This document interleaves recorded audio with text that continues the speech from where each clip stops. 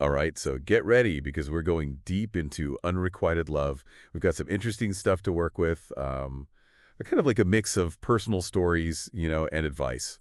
Almost like a guide for this whole tricky love thing. Yeah, I think what really grabbed me is how the source goes right for this idea of love being a two-way street. Like, it's not just about feelings, right? It's got to be mutual, both people putting in the effort. You know what I mean? That part hit home for me. Yeah, totally. It's like the source is saying both people have to be nurturing the connection, right? Not about keeping score or anything, but it has to feel balanced. And when it's one-sided, that's when you start feeling unloved, unappreciated. Like, have you ever felt that way? Like, you're putting in way more effort than your partner. Oh, for sure. The source actually tells this personal story, and I bet a lot of people will relate to it. It's about falling for someone who feels like home. You know, you pour your heart in, but then you slowly realize they're not meeting you halfway. Oh, yeah, there's that part where the source talks about all the little things, like sending those good morning texts, remembering the little things about the other person, trying to show love in those everyday ways. We've all been there, right? Like doing those little things to make someone feel special, but then the doubt starts creeping in.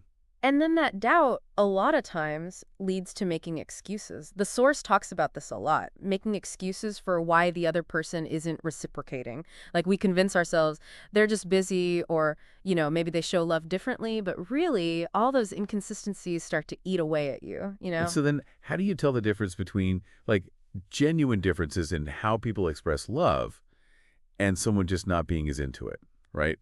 The source really pushes this idea of actions over words. Like saying, I love you isn't enough. You got to show up consistently. Totally agree. The source lays out specific examples, like being there when someone needs you, making them a priority, not an afterthought. That stuff speaks volumes about where you stand with someone. Makes you think about how we prioritize people we actually care about, right? If someone's always canceling plans, forgets important dates, or just doesn't seem interested in your life, maybe it's time to take a step back and figure out what's really going on. For sure. And then the source jumps into what to do when love feels one-sided. And honestly, this part is gold. First step. It sounds simple, but it can be so hard. Acknowledge how you're feeling. It's interesting, right? Because they're not saying to ignore those feelings of hurt or being let down. Like, it's okay to feel that way. It makes sense to feel unloved if that's what's going on. Right. And like bottling up those emotions, and that'll just make things worse. So first, you got to acknowledge how you feel. And then the source says, stop making excuses for the other person. And this is where it gets really interesting because I think there's a whole psychology behind this. Like, why do we make excuses for people who aren't treating us the way we deserve? Yeah, that's a good question. I mean, the source doesn't really get into the why, but I think it's because when you care about someone, you really want it to work. Like you want to believe the best about them, even when like everything's telling you otherwise. It's almost like we're trying to avoid facing the painful truth. Yeah, that makes sense. And sometimes we might be projecting our own, wants and needs onto the other person, seeing what we want to see instead of what's really there. But the source makes it clear you can't make someone feel the same way about you. So acknowledge your feelings, stop making excuses, and then the source talks about setting boundaries. And I think this is something a lot of people struggle with, especially in relationships. Like, what are some actual ways to set boundaries when you're already, emotionally invested? That's a great question. And yeah, it's super tough. I guess one way to think about boundaries is to ask yourself, like, what are your non-negotiables in a relationship? What behaviors are you absolutely not going to put up with? So it's about like figuring out your own standards for how you want to be treated and then making those clear to the other person. Exactly. And it's not about like controlling the other person. It's more about protecting yourself. The source makes it clear that boundaries are about self-respect. It's like saying, hey, I deserve to be treated with kindness and consideration. And sometimes setting those boundaries means having tough conversations and even like stepping away from someone if they're not respecting your needs. Which that leads us to the source's next point, knowing your worth. So important. The source reminds us that we deserve to be someone's priority, not just an option. And it all ties into self-love. When you know your worth, you're not going to settle for just crumbs of affection or let yourself be treated like you're not valuable. It's funny because the source says know your worth, but It's not like you're assigning yourself some number value, right? It's more about recognizing your inherent worth as a human being. Exactly. It's about recognizing you deserve love and respect just because you exist. That's a powerful thing to realize. Like, it can totally change how you view relationships. Totally. So we've talked about acknowledging feelings, stopping with the excuses, setting boundaries, knowing your worth. And then there's this question of what happens when, even after all that, the other person still doesn't feel the same way. The source actually tackles this head on. They talk about knowing when to let go. And that is usually the hardest part. Letting go of someone you care about, even when it's not good for you, is just painful. But the source really focuses on how sometimes walking away, that's the most loving thing you can do for yourself. It's like choosing to love yourself enough to put your own well-being first, even if it means letting go of someone you love. That's a powerful message. Really is. And it brings up this whole question of how do you move on after going through unrequited love? This is where the source starts getting more hopeful, focusing on healing and growing from the experience.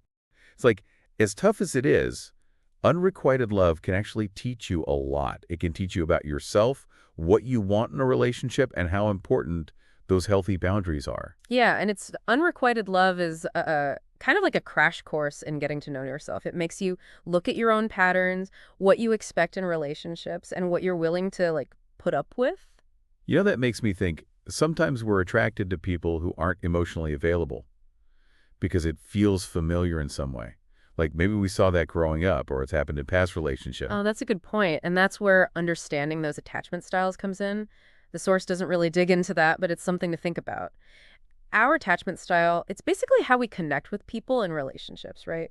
And it usually forms when we're kids based on how our caregivers were. So those early patterns, they can definitely affect who we're drawn to and how we act in romantic relationships. So someone with an anxious attachment style, for example, they might be more likely to fall for someone who's emotionally distant because it kind of reinforces what they already believe about love, like that it's hard to get or inconsistent. It's like they're subconsciously recreating that familiar dynamic. Exactly. And the thing is, the pain of unrequited love, it can actually help break those unhealthy patterns. It can push us to look at why we're attracted to certain people, what needs we're trying to meet, and how we can build healthier relationships. The source talks a lot about the healing process, and it's not just about like getting over the other person. It's more about rebuilding your sense of self. It's like rediscovering who you are apart from that relationship. It's like, what are you passionate about? What makes you happy? What are your values? It's about reconnecting with all those important parts of yourself that maybe got lost when you were focused on someone else's love. I love that. Reclaiming your own story. And the source gives some actual advice for this healing phase. Like, first, you got to let yourself grieve. Because even if the relationship wasn't like official or whatever, there was still hope, a vision for the future that you have to let go of. For sure. You have to acknowledge the pain, let yourself feel it. And that looks different for everyone. Some people journal, some people use art or music to process their emotions. Therapy can be really helpful too. The source also talks about having a good support system. Surrounding yourself with people who love and care about you, people who will listen without judging and just offer support. And that support, it doesn't have to just be friends and family, right? There are all sorts of online communities, support groups, even therapists who specialize in helping people heal from heartbreak. Like, remember, you don't have to go through this alone. It's so important to remember that. And as you're healing, the source really emphasizes being kind to yourself, practicing self-compassion. Because it's so easy to blame yourself, to question your worth, or wonder if you could have done something differently. But really, you can't control someone else's feelings. And beating yourself up about it just makes the pain last longer. Instead, try to treat yourself with the same kindness you'd give a friend going through the same thing. That's such good advice. And once you start rebuilding your self-esteem, feeling stronger, the source talks about learning from what happened. Not just to avoid the same mistakes, but to actually use this to pick better partners and build healthier relationships going forward. It's like you can finally recognize those red flags, the patterns that got you into this mess in the first place. Maybe you tend to ignore certain behaviors, or maybe you're just drawn to emotionally unavailable people. And now you're more aware, right? You can start making better choices, paying attention to how someone treats you, not just what they say. Exactly. And you can set boundaries earlier on in the relationship, Communicate what you need and see how they respond. Do they respect your boundaries? Do they try to meet your needs? All that stuff matters. We've talked about acknowledging your feelings, ditching the excuses, setting boundaries, knowing what you're worth, letting go, healing, and even using this whole experience to grow. But there's one more piece here, I think, that the source kind of touches on, but doesn't really go deep into. Oh, I know what you mean. It's that idea of shifting your focus from finding love out there to like cultivating love within yourself. Yeah, because that's the kind of love that lasts, the kind that really fulfills you. And it's the basis for all healthy relationships, really. When you truly love and accept yourself, you're not going to settle for anything less. You attract people who can love you back, people who will treat you with the respect and kindness you deserve. Okay, so as we wrap up this deep dive into unrequited love, I want to ask you, our listener, a question. What does self-love really mean to you? How can you grow that love in your own life? It's such a powerful question, and the answer is going to be different for everyone, but I think it starts with recognizing your own worth, being kind and compassionate to yourself, and putting your own well-being first. And I think it also means letting go of needing other people to validate you and finding that feeling of wholeness within yourself. Beautifully put. And that feeling of wholeness, that's what lets you go into relationships from a place of strength and being real. You can give and receive love openly without being afraid or needy. So as we leave you with this final thought, remember that healing from unrequited love, it's not a straight line. There are going to be ups and downs, times of sadness and times of amazing growth. But throughout it all, hold on to that belief that you are worthy of love, that you deserve to be with someone who chooses you with their whole heart, and that the greatest love story you'll ever write is the one you write with yourself. It's interesting, right? This source brings up this idea that unrequited love can actually help you figure out what you really want in a relationship. Like it's a process, a refining process. Yeah, for sure. It's like it forces you to look at your own needs and desires. You start to get a clearer picture of like what you're looking for in a partner, what dynamics feel good, and what just doesn't work for you. Like it's saying that unrequited love, as much as it hurts, can actually make you better at spotting those healthy relationships in the future. Totally. And it's not just about those red flags, it's also about recognizing the good signs, those qualities that show someone can really love you back, someone who's emotionally there, ready for a real connection. And I think that comes back to what we were saying about loving yourself. When you have that self-respect, you're going to attract people who treat you the same way. You won't settle for less or chase after someone who's not all in. It's like you get better at choosing, more aware of what you deserve. That's a big change. The source ends on a hopeful note, saying you'll find someone who loves you just as deeply and is as committed as you are. I think that's beautiful, but I also want to add, that love you have for yourself, that's huge, maybe even more important. Absolutely. It's the foundation, that self-love. It's what lets you go into relationships as a whole person, to give and receive love without fear or like needing the other person to complete you. So wrapping up our deep dive here, I want to leave you with this. Unrequited love, yeah, it can break your heart, but it doesn't have to be the end of your story. It's a chance to grow, to learn about yourself, and to love yourself even more. That's the most important lesson here. Well said. Remember, you are worthy of love, and it all starts with you. A tie 9BM. If this episode resonated with you, take a moment to reflect on your relationships. Are you receiving the love you deserve, or are you holding on to something that no longer serves you? It's time to choose yourself. Journal your feelings. Write down how your relationships make you feel. Clarity starts with honesty. Have the courage to step back. Give space and see if the other person steps forward.